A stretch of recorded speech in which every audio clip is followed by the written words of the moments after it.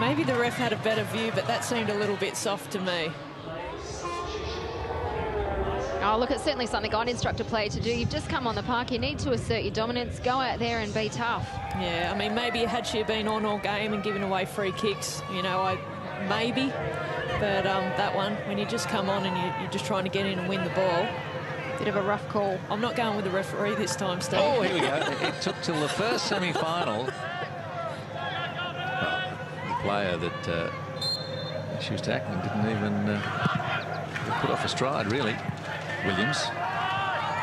Rydale, I think it was. Here's Perry. If you are Canberra here, Cheryl, what do you do? Do you take the chance and push as many players forward as you possibly can? Not push them forward. I think you've got to push each player onto someone.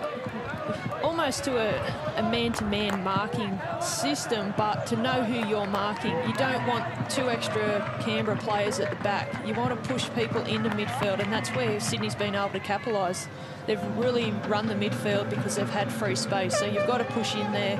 As Ray said at half-time, push people on. Doesn't mean push everyone forward and don't defend anymore. Last year, Canberra and Sydney drew 1-1. In round 2, Sydney defeated Canberra 2-1. The goals came from Walsh and Paskey. And haven't lost a game since. Yeah. Lost that round 1 match to the Mariners, did Sydney. And as you say, Amy, not since. And Alan Stadgic will tell you, and tell anyone who listens, that the team has been building and getting better and better and better every round.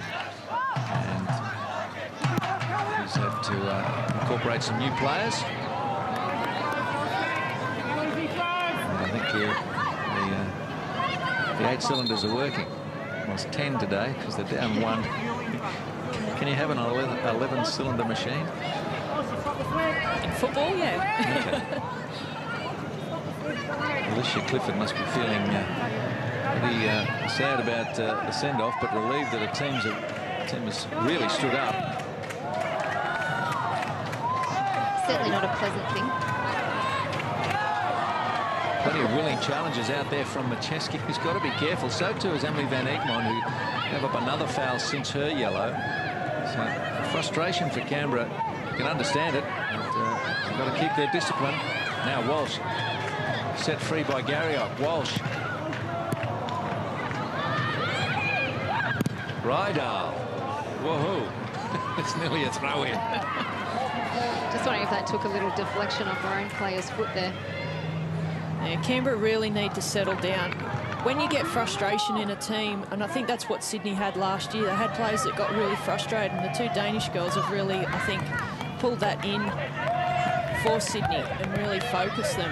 But for Canberra at the moment, as soon as you start getting frustrated with yourself or other players or, you know, little mistakes you've made, you isolate yourself. You know, you stop playing as a team. You start putting your head down when you make a mistake. They're the things that they can't afford to do. There's still plenty of time to get back into this game.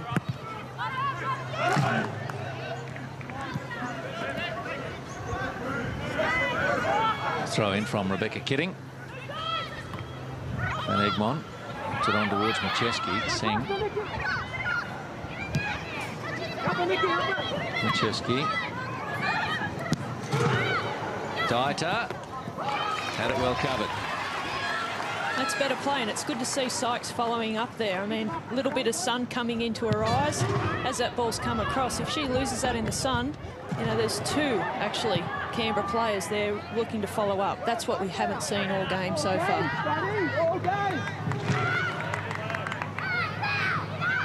Thomas. Garriock. Walsh calling for it. Over her head. And Macheski will get there. Simon.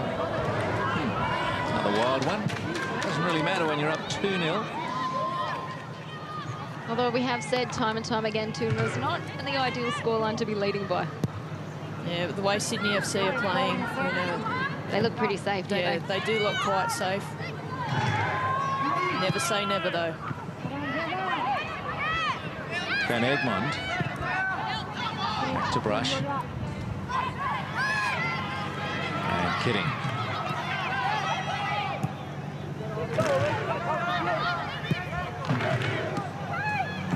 Hogg.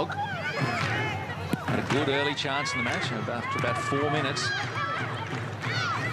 Canberra really haven't had too many.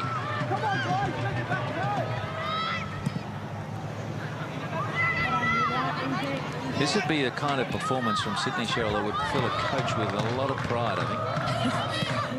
He'd still find things to complain about. Until they win that grand final, he won't be happy. Well, at least the moment today, with the player down from so early. Here's Walsh. Karmas. Oh, Karmas, I thought she threw a hand at that.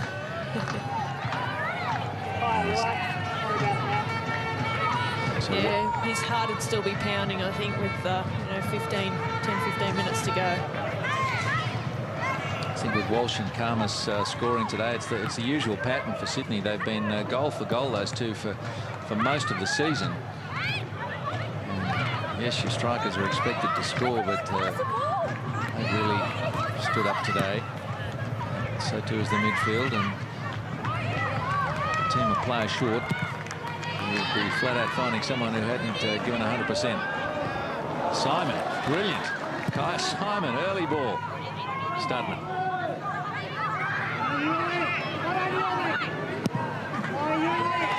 Again, we just see Canberra put themselves into trouble again there. They've given the ball back to Sydney when there was no need to do that. All she needed to do was put the ball up the field and find Van Egmont's feet. Paskey. Taking it away from Van Egmont. Lost it for a moment.